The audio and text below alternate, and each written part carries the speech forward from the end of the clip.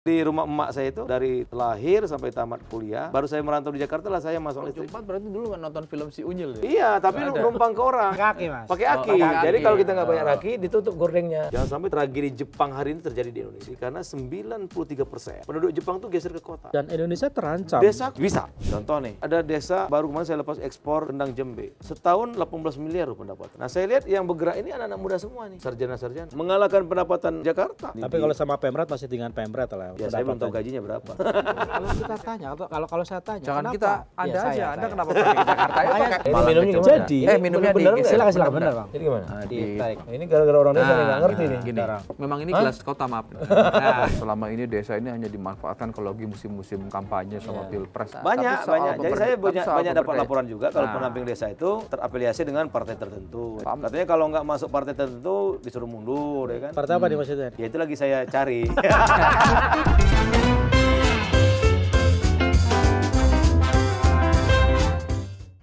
Ketemu lagi di Lanturan, ngelanturnya pasti Mudah-mudahan relevan. Jangan lupa like dan subscribe. Ini Pak Menteri. Ada ngelanturnya itu ya? Oh, ada ngelantur. ngelanturnya. Selamat datang. Siap. Ngelanturnya bebas atau? Bebas. Siap. Bebas tapi sopan kalau orang dulu bilang. Iya. Kita ucapin selamat dulu dong. Iya. Oke, siap. Selamat dulu nih buat kita biasanya manggilnya Bang Yandri sebenarnya. Sekarang sudah ada menterinya. Sekarang sudah menteri, jadi manggilnya Pak Pak Menteri. Menteri. Karena kayaknya nggak enak Bang Menteri, nggak enak. Pak Menteri. Bebas. Menteri, Pak Menteri Desa Dan Pembangunan Daerah Tertinggal Ya. PDT. Banyaknya menteri. Harusnya kita ngapalin ada satu-satu. transmigrasi, tapi udah pisah. Sudah bisa. Oh. Pak Yandri, gimana ceritanya Pak Presiden nunjuk Abang jadi Mendes PDT? Ini penting. Lanturan pengen tahu. Udah dilantik masa cerita Lah, lah. Iya ya kan justru udah apa-apa. kalau belum dilantik. Ya jadi itu gini, yang kalau sedang. saya itu sebagai kader PAN, pimpinan saya itu ketua umum PAN, jadi saya intinya tidak melobi kemana-mana. Oke. Termasuk saya juga nggak ngelobi ketua umum. Nggak ngelobi ketua umum PAN. Enggak. Ketua umum partai lain nggak juga? Enggak. Ketum partainya aja nggak di lobby. Enggak. Karena PAN salah satu yang ngusung Pak Prabowo, Gibran, ya mungkin ada kader yang harus jadi menteri ya. Kalau saya serahkan. Ini lengkap, Ini Mas. lengkap, Nggak bisa lengkap. disela. Kalau Iya, kemarin agak lengkap, jadi bisa disela. Nah, ini lengkap ya. Lengkap, Lengkap. agak susah. Pengusung. Prabowo Gibran. Ya. Iya. Karena lagi musim cuma nyebut presidennya aja sekarang. Oh. Ya. Kalau ini lolos berarti. Lolos, Iya, lolos. iya. Aman. Aman. Lanjut. Kalau saya ini kan anak buah kira-kira gitu ya. Jadi ya serahkan kepada komandannya lah, kepada Bang Jul ketua umum. Jadi Bang Jul yang ngusulkan, alhamdulillah Pak Prabowo setuju kan. Lanjut dilantik, habis itu baru kita ke desa-desa. Sat. Aku agak penasaran gitu. Kalau PAN itu kan partai modern yang sebagian besar Ya, konstituennya basisnya itu urban. basisnya itu adalah kelas menengah perkotaan lah.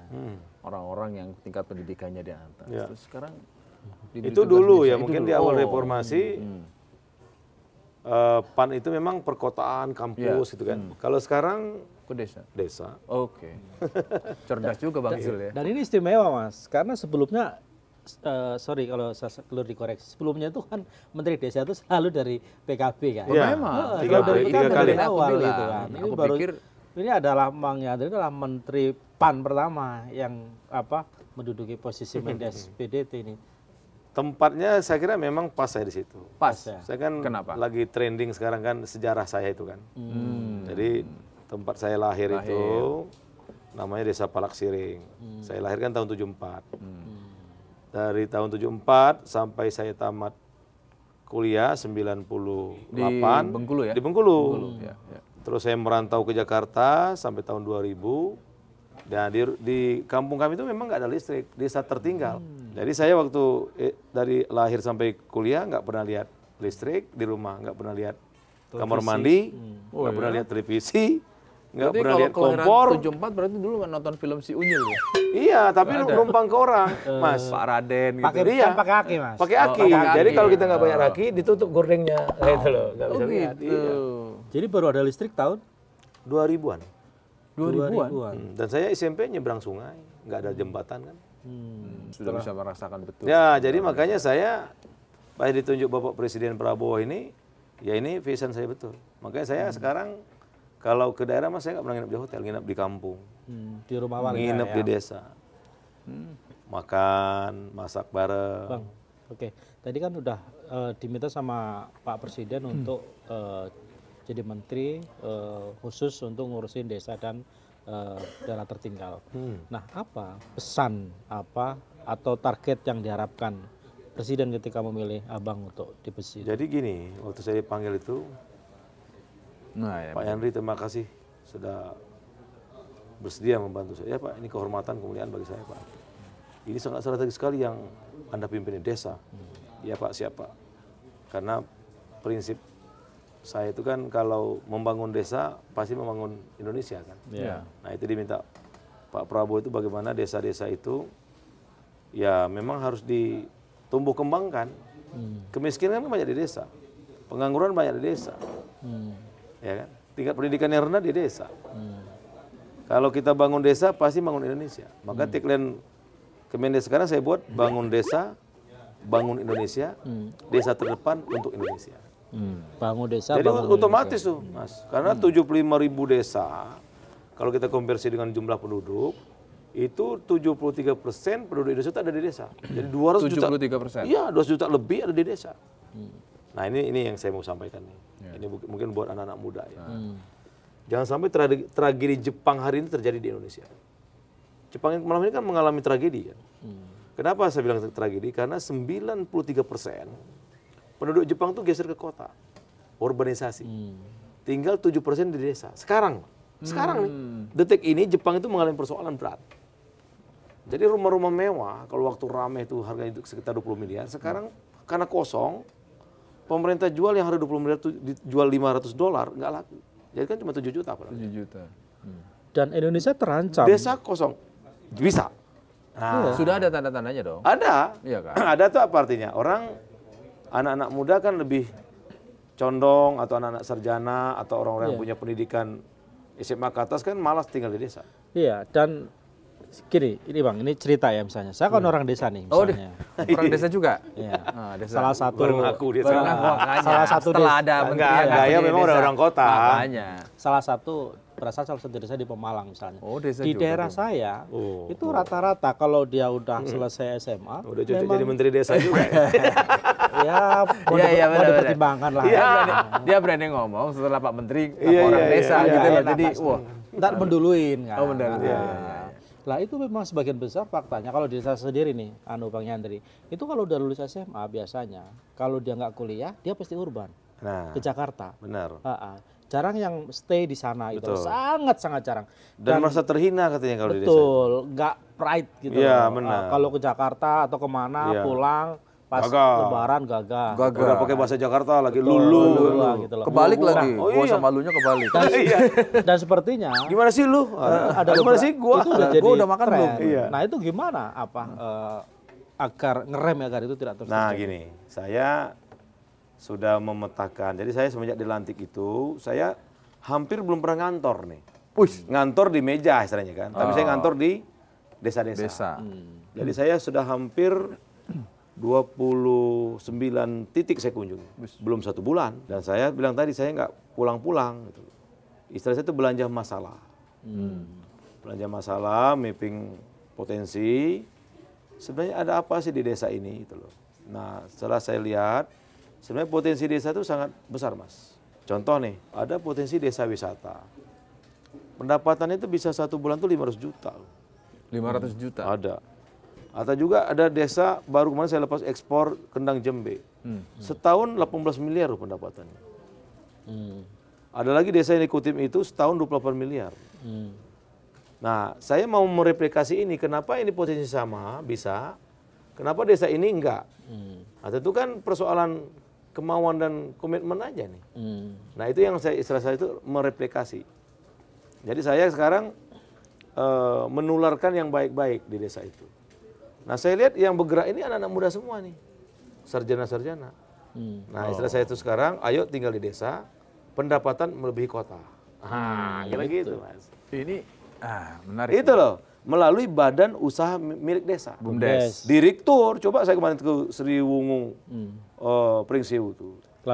Lampung dia dibuat tempat wisata di sela-sela kebun sawit itu, pengunjungnya banyak. Dia direkturnya tuh masih muda. sarjana. Mengalahkan pendapatan Jakarta. Tapi kalau sama Pemret masih dengan Pemret lah. Ya saya belum tahu gajinya berapa. Nanti saya tinggal di desa dulu lah. Iya.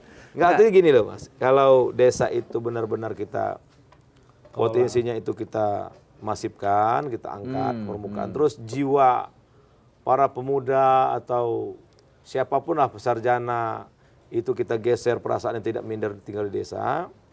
Mungkin ya tragedi Jepang itu nggak terjadi. Tapi kalau terus nih orang menganggap desa itu terbelakang, terhina, minder, tidak punya masa depan. Saya kira Korea dan Jepang itu bisa juga menghampiri Indonesia. Korea hari ini 83% tinggal di kota. Nggak mau ke desa. Nggak mau di desa. Tapi sebenarnya gini. Faktornya apa sih? Faktornya bukan konsep pembangunan ya. Artinya memang konsep pembangunan sejak awal yang membuat segala fasilitas itu adanya di kota. Sehingga jadi itu bertahun-tahun kan. Ya memang begitu, makanya asta cita Pak Prabowo itu udah benar. Asal cita Pak Prabowo poin ke-6 itu membangun dari desa dari bawah, pemerataan ekonomi dan pengentasan kemiskinan. Jadi Pak Prabowo itu menyampaikan ke saya itu. Tolong asal citanya benar-benar implementasikan. Nah caranya ya kan ada dana desa itu. Dana desa setahun ini nanti 2025 itu 71 triliun. Besar kan? Satu desa masih 1 miliar. Ya lebih kurang 1 miliar lah. 1 miliar. Ada yang 1,6, ada yang 800, ada 1,2, tapi kalau dirata-ratakan 1 miliar. 1 M, oke. Nah 1 miliar ini saya mau ada jejak lah. Contoh saya bilang ini. Kalau para pemuda, para sarjana itu mau menggerakkan badan usaha milik desa, dengan adanya dana desa, misalkan tadi 1 miliar untuk ketahanan pangan 200 juta. 200 juta ini bisa dikelola untuk bisnis kan? Ya, misalkan dia ngebun cabai, ya ngebun cabai nggak nyangkul lagi dong. Kan bisa ada bantuan mekanisasi dari pertanian, pupuk sudah siap. Nah dari 200 juta ini dia tumbuh kembangkan, cabai misalkan bagus, dia jual kan bisa keuntungannya 50%. Bisa dari 200 juta jadi 300 juta, aja 100 juta keuntungannya. Kenapa ada istilah gemerlap ibu kota? Kenapa ada istilah? Jadi ada faktor juga gaya hidup. Ada faktor juga orang sebetulnya secara ukuran kelayakan hidup di desa mungkin sudah cukup. Tapi apalagi memang sekarang, begini. Nah, Kalau itu juga saya jadi pertimbangan nggak orang kemudian? Iya, ya wajar lah kalau orang ke kota. Ya contoh saya kalau saya nggak merantau mungkin saya jadi petani hari ini. Iya. Ya kan? Iya. Nah, tapi itu kan masa lalu. Sekarang ini afirmasi pemerintah ke desa itu kan sudah banyak. Oke, artinya tidak akan mengubah desa yang jumlahnya 75.000 atau 80.000 itu menjadi kota secara infrastruktur, tapi yang diubah adalah mindset berpikirnya kan. Betul.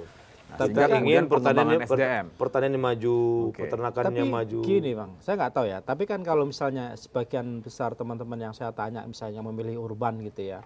Kalau kita tanya, kalau saya tanya, Jangan kenapa? kita, Anda Ya, aja, saya. Anda kenapa pergi ke Jakarta? Ya, Makanya pakai saya koreksi. kita. Coba Anda Ya kan kenapa? sama kayak Iya. Bang juga. Kenapa coba dari Pemalang minumnya ke Jogja? Jadi, minumnya bener di nggak? Silakan, bener, Bang. Ini karena steril. Jadi gimana? Di tarik. Dorong. Maaf gini Bang. Ini gara-gara orang desa nggak ngerti nih. Gini. Dorong. Memang ini gelas kota maaf. Nah ini. Nah, Oh gitu ya? iya. Terlalu canggih. Iya memang. Ini juga harus sampai ke desa ini. Menyulitkan kita. Nah, gitu juga bisa. Itu lebih enak tuh. Jadi Wah, itu dibuka. Ya ini kalau dari desa gini caranya. Ya, langsung. Jadi problemnya sambil minum. Apa Bang Kim? Yandri. Kenapa kamu harus merantau ke Jogja? Untuk kuliah? Iya, satu memang nggak ada kampus di Pemalang Nah, kan. kan Yang aku besar bilang. waktu itu satu. Artinya tetap Ya, benar. daya dukung gitu loh. Iya, itu kedua. Ini kan konteksnya yang orang yang urban untuk bekerja. Ya. Misalnya orang-orang kalau misalnya Pak Yandri misalnya di Jakarta nih, kalau tukang tempe rata-rata itu orang Pemalang. Pemalang Pekalongan biasanya tuh. Tukang sayur juga sama tuh. Dia Warteg gratis makan tempe. apalagi gitu. Nah, itu kenapa mereka memilih ke kota? Karena memang lapangan pekerjaan di desa itu dianggap susah. Nah itu yang mau kita tumbuh kembangkan. Saya bilang tadi, ayo pulang ke desa, karena sekarang kan peluangnya sangat bagus. Dengan adanya makan siang bergizi ini kan membuka peluang. Oke. Istilah saya itu kenapa saya mapping desa itu. Misalkan kita buat nanti desa lele, desa A. Desa B, desa tomat. Sentra gitu ya. Desa C, desa melon. Desa C, desa D, desa ayam petelur. Itu kan ratusan triliun kan nanti putaran ekonominya.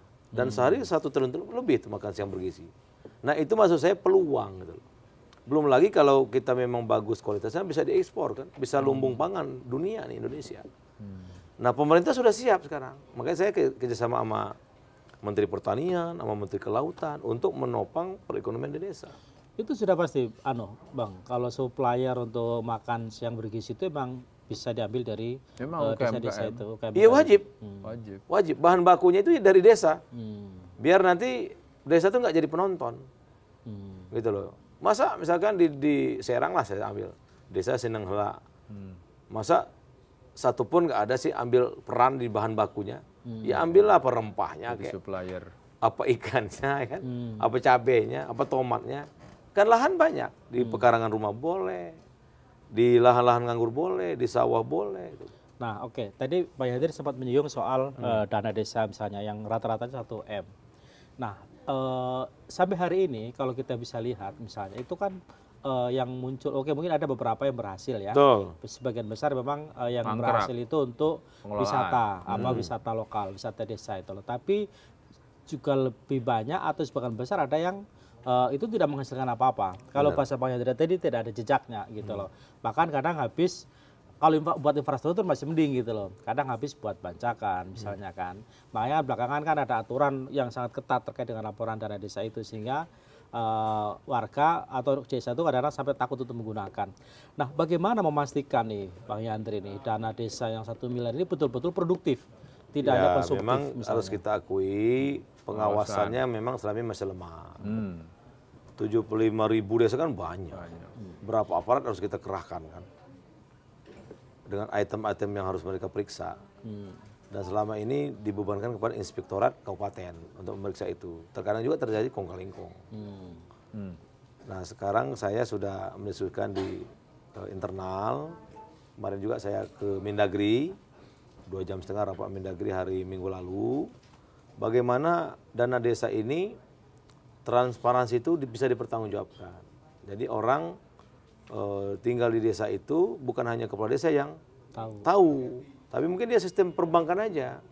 Kan sekarang kalau tahun-tahun lalu, mulai tahun 2025 itu dana desa kan langsung ke rekening desa. Oke. Kalau kemarin kan melalui Pemda. Betul. Nah sekarang kita langsung Bisa. atas perubahan Undang-Undang Nomor 6 ke Undang-Undang Nomor 3 di tahun 2024 Langsung ini. ke rekening desa. Langsung ke rekening desa. Nah kita minta itu nanti 1 miliar masuk. Misalkan kalau nanti Pak Kades ngambil 100 juta, kan langsung pembukaan itu tinggal 900 juta. Buat apa 100 juta ini? Nah, jadi kira-kira kita mengarah ke sana. Gini, membangun sistem pengawasan yang baik pasti, Pasti, kita setuju. ya. Tapi bukankah ada persoalan juga bagaimana kemampuan, profesionalitas, SDM Itu salah satunya. sehingga anggaran itu tidak Mas. hanya Betul, regulator Mas. Betul, saja. Mas.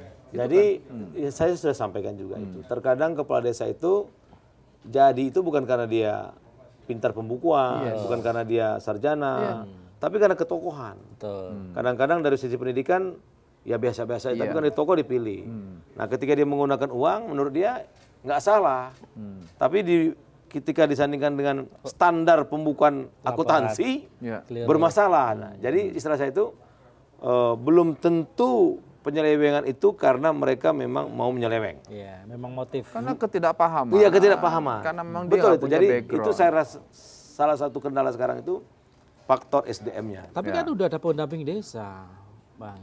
Pendamping desa itu ada 34.000 ya. Kalau idealnya kan berarti harusnya 75.000. Betul. Berarti ada 1 orang menangani yang Berapa desa lah. beberapa desa ya. Ya menurut saya juga belum efektif dalam rangka untuk memastikan semua kegiatan di desa atau pemanfaatan dana desa itu bisa diawasi, belum efektif gitu loh. Ya tadi mungkin juga ya pendamping desa juga belum punya kemampuan juga ya kan. Kalau kata Takim, selama ini desa ini hanya dimanfaatkan kalau lagi musim-musim kampanye sama pilpres. Pemilu lah. Mungkin juga. Iya kan? Iya bisa jadi. Karena data sudah ada data. Banyak. Jadi saya banyak dapat pemberdayaan. laporan juga kalau pendamping desa itu terafiliasi dengan partai tertentu. Itu yang lagi saya cari informasinya. Katanya kalau nggak masuk partai tertentu disuruh mundur ya kan. Partai apa nih maksudnya nih? Ya itu lagi saya cari.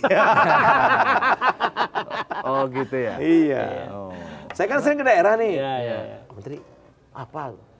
Oh ya udah. Iya. Berarti sama dong sebelah. Saya ke kabupaten mana saya ngomong itu. Ini benar nih, benar. Nah, itu juga kemarin yang disampaikan Pak Mendagri itu kan. Ya. Ya, jadi nanti saya itu gini Mas, kalau masa pendamping.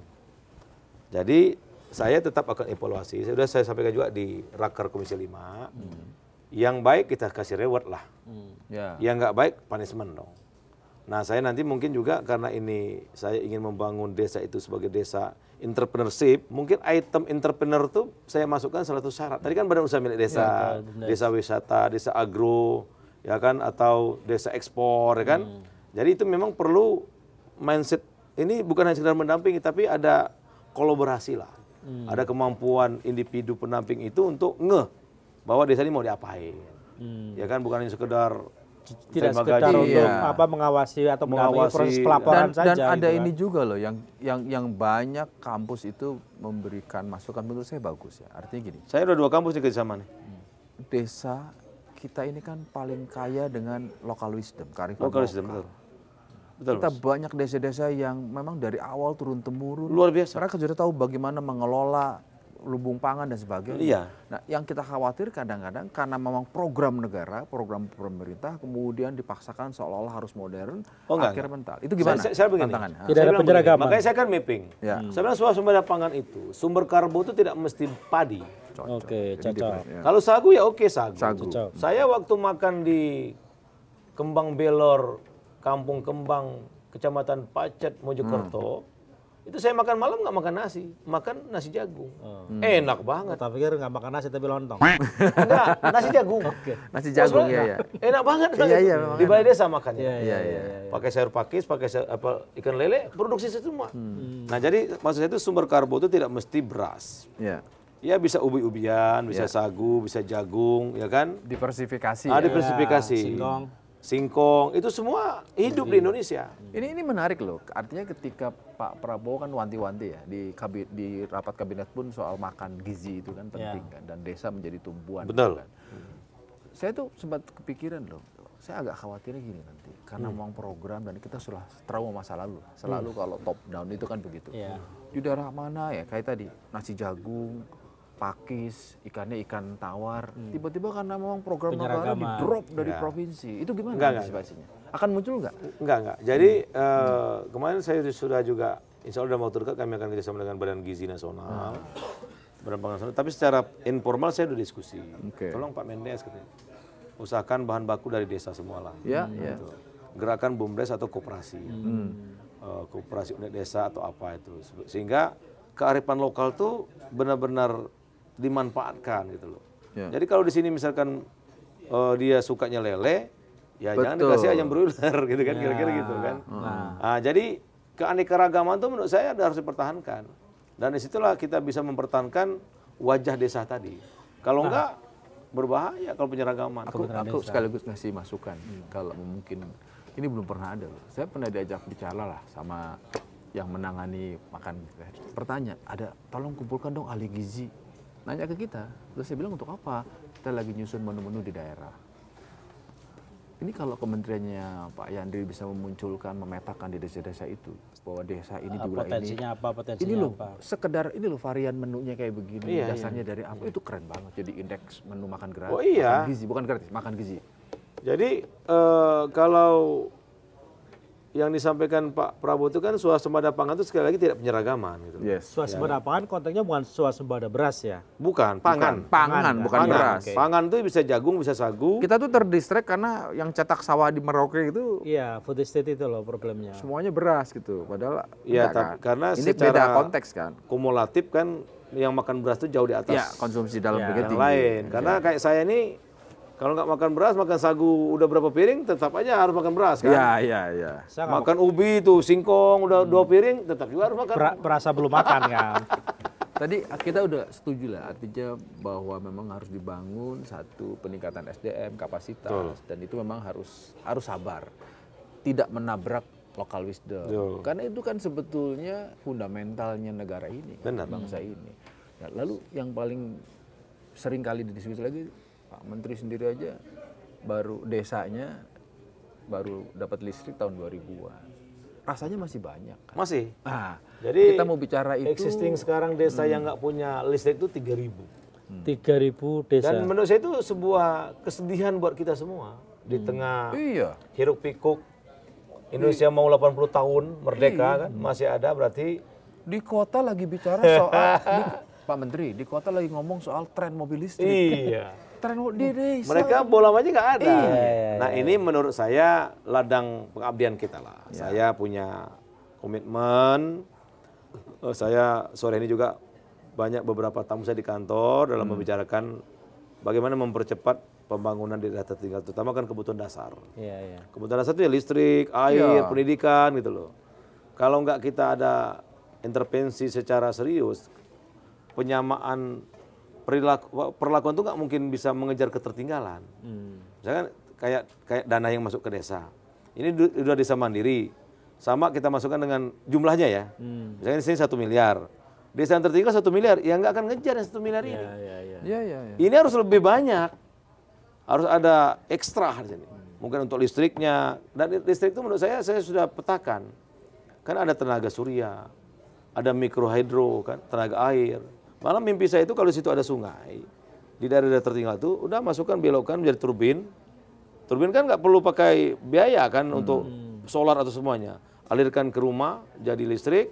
Air yang dialirkan belokkan lagi jadi kolam ikan, kan gitu kan? Iya. Itu loh. Jadi multi efek. Nah, di situ dalam konteks membangun 3.000 desa loh belum ada listriknya. Yang sering kali menjadikan masukan dan kritikan dari kalangan terutama kampus adalah justru desa itu dijadikan sebagai objek untuk Tapi memang orang-orang gini kota. Mas Yogi, ada memang beberapa desa itu yang tidak mau Kasih listrik. dikasih listrik. Yes, itu tadi. Atau tidak mau ada pendidikan. Contohlah di Banten ada satu Banten, daerah. ya. Nggak boleh ada jalan. Nggak boleh ini. Oke, kita nggak bicara yang itulah. Nah, kita bicara yang memang dia nggak ada listrik karena memang nggak ada infrastrukturnya. Betul. Karena kan yang itu kan kasuistik ya. Kasuistik. Ya, artinya kita Jumlahnya juga nggak banyak. harus justru jangan-jangan itu kita kecualikan, Ya. ya kan, sebagai bagian dari aset. Dan Ya, yang wisdom nggak lokal banyak, juga. Iya kan? yang daerah yang nggak punya listrik, daerah tertinggal itu banyak Kalau kawasan timur. Kawasan timur. Papua, Papua Barat, Papua Tengah, Papua Selatan. Dan itu problemnya infrastruktur. Infrastruktur. Infrastruktur. Infrastruktur. Kalau gitu kementeriannya Pak Yandri ini bisa nanggung sendiri atau harus misalnya? Nah, maka saya sekarang saya berkolaborasi, Mas. Oh. Mungkin yang saya inventarisir itu sekarang itu istilah saya itu kalau di aksi saya ini melakukan konsolidasi kementerian lembaga. Oke. Jadi berapa banyak kementerian sama lembaga yang ada irisan yang dengan desa. Pasti Menteri Pertanian udah saya MOU. Ya. Menteri Sosial kan tentang kemiskinan sudah saya MOU. Menteri Pendidikan Dasar Menengah itu masalah pendidikan saya akan kerjasama. Badan Pangan Gizi, Badan Pangan Nasional tentu dengan pangan. Menteri Badan BUMN, Gizi tentang itu. PLN. BUMN dengan PLN-nya.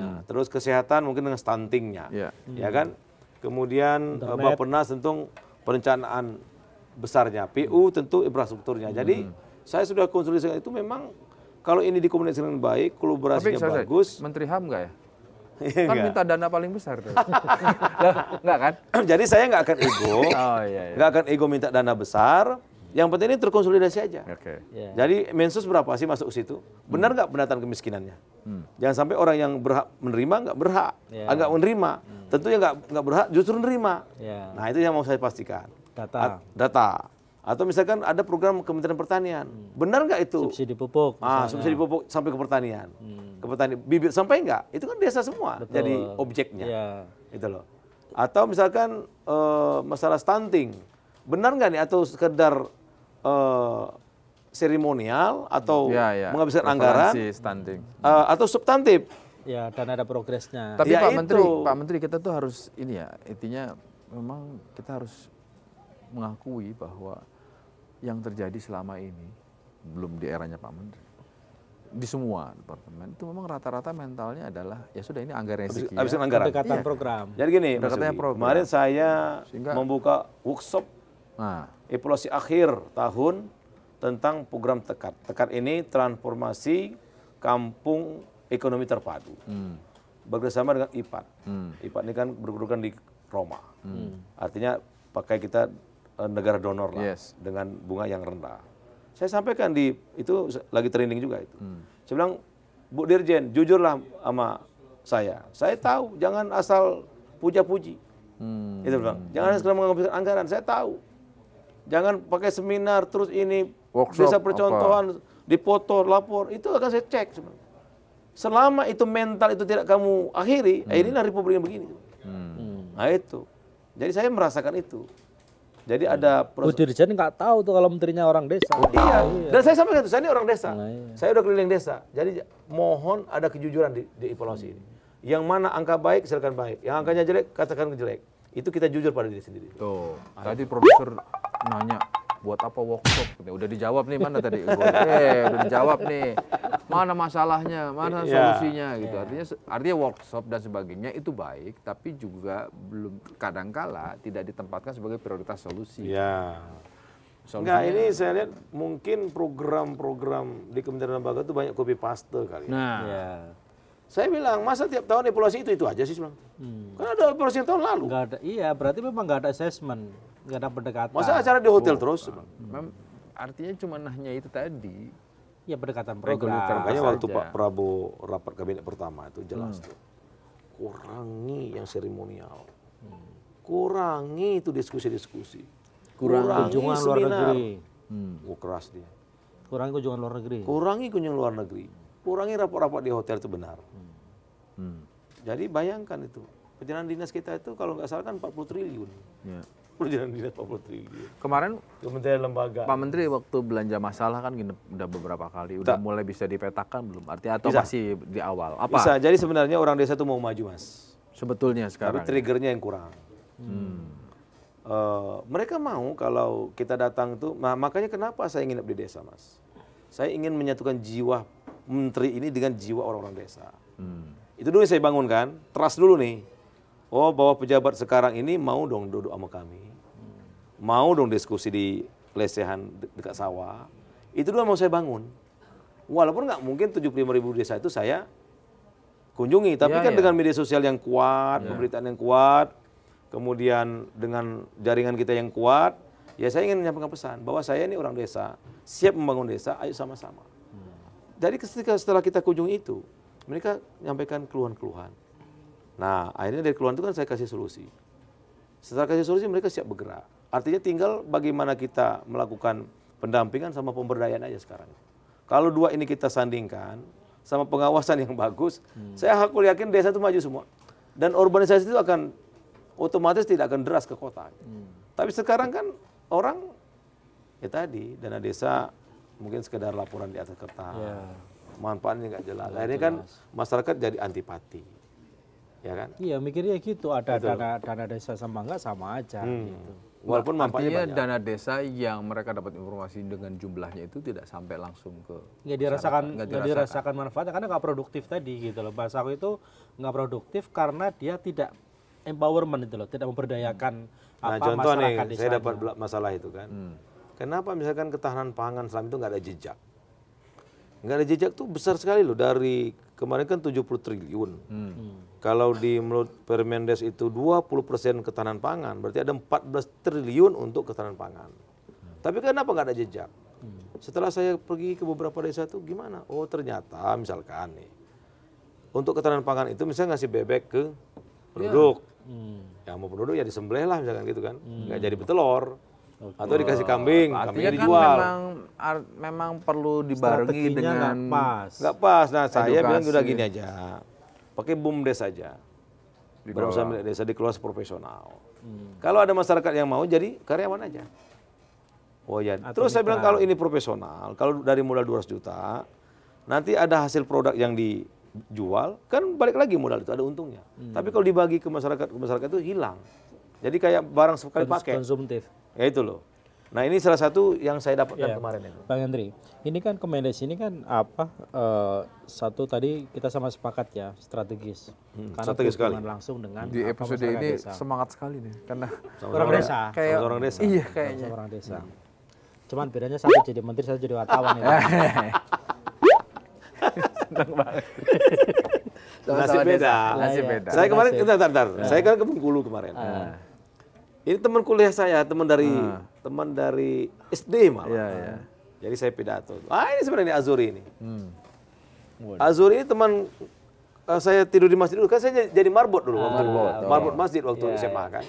Ini saya bilang ini Azuri, tapi beda nasib. Ya, karena saya Azuri- jadi menteri desa, dia jadi kepala desa. Oh, Iya. Salahnya karena Azori nggak mau urban. Iya, nah. Kalau coba mau urban apa jadi siapa tuh jadi menteri kan? Lah lu di Urban jadi wartawan. Nah, beda nasib mah. Oh, beda nasib. Minimal jadi bupati kayak gitu. Belum. Oh, itu maju berarti. Jangan diponis dulu, masih banyak kesempatan. Belum. Siapa tahu ada keluarga besar Kompas jadi menteri kan. Iya. Siap. Nunggu rekomendasi dari PAN kalau gitu. Bang, di kementerian di kabinet Merah Putih ini kan Kemendes ini jadi backbone ya untuk beberapa program soal nasional, sembada, soal ketahanan pangan. Terus juga soal perumahan juga tuh disinggung juga. Betul. Gitu loh. Nah, khusus yang satu ini, Bang. Kalau yang tadi kan udah kita banyak bahas tuh ya soal makan bergizi itu, makan bergizi itu. Nah, khusus terkait dengan soal kedaulatan pangan bahasa saya ya. Itu kira-kira apa yang mungkin bisa dilakukan di desa-desa? Jadi kedaulatan pangan itu saya berkali-kali bahasa saya hampir sama. Saya nggak mau desa itu jadi penonton. Istilah itu masa sih desa di sini desa yang subur, tanahnya luas, masa cabai dari luar, beras dari luar. Nah, maka pemberdayaan itu tetap jadi kata kunci. Itulah. Iya, tetap kata kunci. Jadi kalau selama masyarakat itu pemalas, ya kan, kemudian tidak tahu persoalan, ya tetap jadi miskin. Bayangkan dia di depan rumahnya aja banyak lahan kosong. Cabai beli, saya bilang, Bu, coba Ibu datang tanam 10 rumpun cabai. Beli, oh iya Pak. Jadi kadang-kadang mindset, ya kan. Kemudian kedaulatan pangan itu yang saya maksud itu ya kita ini benar-benar bisa menghasilkan diri sendiri, tidak tergantung sama negara lain. Minimal maksud saya itu di desa itu tidak terjadi krisis pangan. Apalagi ada dana desa tadi kan 20%. Itu bisa diolah itu. Kemarin saya misalnya ke Lampung. Saya memang meresmikan desa wisata yang berbasis pantai. Saya bilang, Pak Encep, itu Encep nama direktur BUMDes itu. Saya tadi lewat dari jalan raya menuju lokasi ini, banyak pohon kelapa, saya bilang itu. Di bawahnya hutan, rumput maksudnya kan. Coba kalau di bawah pohon kelapa itu tumpang sari sama singkong, sama jagung, itu pemandangan juga bagus. Jadi orang sebelum pantai, indah sekali. Dibuat spot foto, sebenarnya itu wisata juga. Oh iya ya, itu jadi. Karena kan ide-ide inovasi, kapasitas, referensi. Atau contoh saya yang ke Pacet itu, memang udah bagus, dia per bulan dapat 400 juta desa wisatanya. Saya bilang, Pak Gandu, saya kan panen ubi itu jam 6 pagi. Coba nih Pak Pandu, ini airnya sangat deras nih di jalan ini. Lampunya belum ada kan Pak Pandu? Kamu buat aja turbin yang kecil. Jadi agak tinggi ini buat turbin, kasih dinamo yang kecil, kasih tiang lampu. Oh iya ya, terang semua nih bilang. Terus kiri kanan jalan ini, kan masih kosong kan Pak? Tanam buah-buahan. Buah rambutan, buah mangga, buah lengkeng, ditata. Ini juga tempat wisata nanti. Masuk lokasi ini pakai kupon lagi. Oh iya. Jadi kadang-kadang ide. Dan itu memang nggak pakai duit. Bibitnya bisa minta ke pertanian. Terus nanamnya bisa gotong royong. Nah tinggal nanti buat tempat-tempat pengiriman kecil-kecil di dekat sawah ini. PU-nya gunung, pasti lebih dari, sekarang kan pengunjung itu sekitar 56.000 per bulan. Kalau Pak Gandu sedang membuat ini, tambahan sampingan dari desa wisata yang tempat berenang itu, orang berkunjung ke sini, itu bisa 100.000 orang berkunjung. Yakin Bang? Coba aja. Nah itu artinya ide. Itulah istilah itu pendampingan dan pemberdayaan. Yang persoalan di lapangan ditemukan adalah rekrutmennya saja sudah. Kualifikasinya hanya sekedar pokoknya mau. Belum tahu gitu Pak Menteri bilang kan, jumlahnya aja belum memadai, baru 50% dari total 75. Jadi ya mungkin bisa. Juga dari segi kapasitas juga belum mumpuni. Rekrutmennya mungkin perlu kita evaluasi lah ya. Berat banget nih Pak Menteri. Karena dananya itu kan besar sekali untuk gaji mereka aja 1,7 triliun untuk setahun. Setahun. Itu baru ikut dengan 30.000 ya? 34.000 itu. Waduh. Ada rencana untuk menambah jumlah?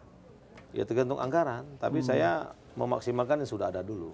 Yang baik saya pertahankan, yang nggak baik saya evaluasi. Artinya kan ada evaluasi besar-besaran para pendamping desa. Ya, pokoknya evaluasi standar kita objektif aja.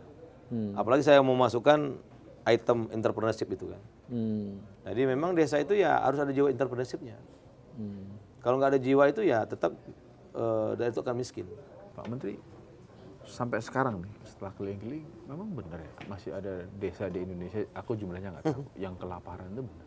Yang untuk makan sampai kemiskinan ekstrim. Iya, ada ya. kemiskinan Berapa ekstrim persen dari itu total? gini. Sampai Dia untuk makannya susah. iya betul. Misalkan di desa ini mungkin ada beberapa keluarga yang ekstrim kemiskinan itu yang dikasih BLT, yang dikasih beras itu masih ada. Masih ada. Masih ada. Berapa persen dari 75.000? Ada 10%? Oh enggak, dia enggak main di desa, dia main kakak aja itu. Oh, kakak. Keluarga.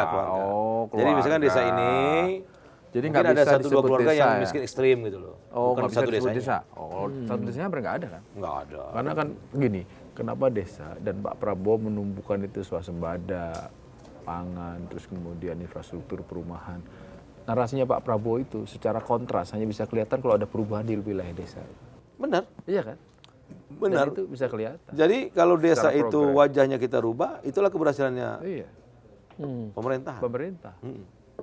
Karena kemiskinan ada di desa sekarang, pengangguran ada di desa. Saya itu Infrastruktur yang belum banyak di desa. Pendidikan masih lemah di desa.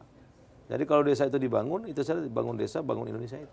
tapi paralel Dan itu sesuai dengan cita-citanya Pak Prabowo. masa cita ya. Yang poin ke-6 itu membangun desa dari membangun dari desa dan dari bawah untuk pemerataan ekonomi dan pemerintahan kemiskinan. Pak Menteri seperti tadi, Pak. Cina, Mas. Desa mengepung kota. Iya. Istilah Bung Hatta tuh gini. Desa itu Indonesia ini tidak akan terang dengan obor satu di Jakarta. Tapi dia akan terang dengan lilin-lilin yang ada di desa. Kalau saya jadi Pak Menteri, saya akan berani bikin sedikit ngelantur. Bukan Indonesia, tapi Indodesa. Lu serius? Indonesia ya? Iya. Boleh juga. Itu apanya Indosemen? Enggak ada. Artinya mengindonesiakan desa. Mengindonesiakan desa. Iya. Kalau selama ini kan kita ngomong tanah air Indonesia. Jadi yang paling penting Ngomongnya sekarang di kota, itu, Bos. kalau menurut saya sih, harus dua perasaan itu sama. Jadi bagaimana orang tua, kan kadang-kadang orang tua yang nyuruh kita merantau, kan betul nggak? Betul. Oh iya, untuk Udahlah, meningkatkan ngapain kamu taraf kampung? hidup. Ya kan? Sana aja, merantau aja. Nah jadi mesti ada dua perasaannya harus kita satukan. Jadi orang tua jangan mendesak anak muda pergi ke kota, terus anak muda jangan sampai minder tinggal di desa. Ini yang PR saya berat nih. Ya selama sebagai orang desa nih ya, selama peluang itu ada, saya kira orang desa akan lebih milih tinggal di desa sebenarnya Pak Menteri. Ya, itu Karena yang- disitulah tanah kelahiran. Bener, Ge. Itu yang lagi kita bangun. Yang benar. Iya. Nggak benar-benar tuh. Itu benar. Kalau Jadi ada sekarang sudah banyak sarjana-sarjana itu tinggal di desa. Dan pendapatannya bagus kok, ada yang 10 juta, ada yang 15 juta. Iyalah. Bahkan ada yang lebih gitu loh. Di kota aja belum tentu. Itu Belum 9 tentu, juta. udah bisa jadi pengangguran di kota Betul. sekarang. Itu satu hal Pak Menteri. Hal kedua adalah kritik beberapa teman gitu ya. Itu kenapa misalnya banyak terjadi urbanisasi usia anak-anak muda itu karena memang pendidikan kita juga pendidikan yang tidak membuat orang untuk kembali, tapi untuk pergi gitu loh. Konteksnya apa? Konteksnya yaitu rasa cinta terhadap desa itu terkikis gitu loh Mas. Sehingga ketika dia kayak Pak Menteri contohnya nih ya, mohon maaf Pak Menteri. Udah urban, kuliah di mana, sekolah di mana, kuliah di mana. Setelah selesai kuliah kan memilih untuk tidak pulang misalnya, tapi berkarir. Kalau aku ya, kalau saya perspektifnya nggak apa-apa sih begitu. Sepanjang setelah udah, Pak Menteri kebetulan jadi Menteri Desa. Artinya dia bisa kembali membangun desanya, mentransfer knowledge pengalamannya ketika di kota. Betul. Menurutku nggak apa-apa. Karena kita juga nggak bisa sih, yang namanya selama di wilayah Jadi Indonesia. gini, saya lihat itu satu lagi itu. Daya juang anak muda sekarang tuh menurut saya sih perlu kita tingkatkan lah. Ya. Oh ya. Daya tahan itu loh. Karena mereka kalau saya tanya, tadi saya kan di Unpam, Universitas Pamulang, Untirta udah 2 MOU saya. Kalau saya mau jadi apa? Jadi PNS. Berarti kan ini mau cari zona aman kan? Ya. Mau kemana nanti? Ya saya mau melamar kerja aja. Nah sebenarnya mau nggak ke desa? Saya carikan modal, terus ada pendamping. Oh mau Pak kalau gitu. Nah jadi saya tawar-tawar gitu tadi. Oh jadi nanti akan ada program Ada. sarjana masuk desa. Pemuda pelopor desa. Oh pemuda pelopor desa. Jadi kita, saya sudah juga kerjasama dengan banyak pihak. Dari sisi pemodalan dan pemberdayaan kita buat. Berarti kalau pemuda pelopor Karena desa. gini, bahasaku sederhana ya. Orang itu kan katakanlah ibarat semut gitu ya. Ketika dia ada gula ya pasti dia akan merubah. Pasti harus Itu, itu. di mana artinya Nah kalau sekarang misalnya kita buat desa itu jadi ekonomi, gula. kan? bisa menciptakan desa-desa di Yang jadi gula. itu ya Ah, pasti itu. orang pada merubah di situ. Nah makanya yang maju-maju tadi saya umumkan terus nih. Desa Ngoran, desa Kembang Belor, desa Sriwungu itu kan bagus-bagus semua tuh. Iya. Nah itu yang mau saya pancing pemuda itu udah kamu biar aja kayak gitu. Bisa jadi bos kamu itu loh. Iya, karena kan problem desa ini tergerusnya dalam tanda kutip gitu ya, perginya orang-orang desa ini kan tidak hanya ke kota, sebagian ada yang jadi TKW kan, jadi TKI, TKI.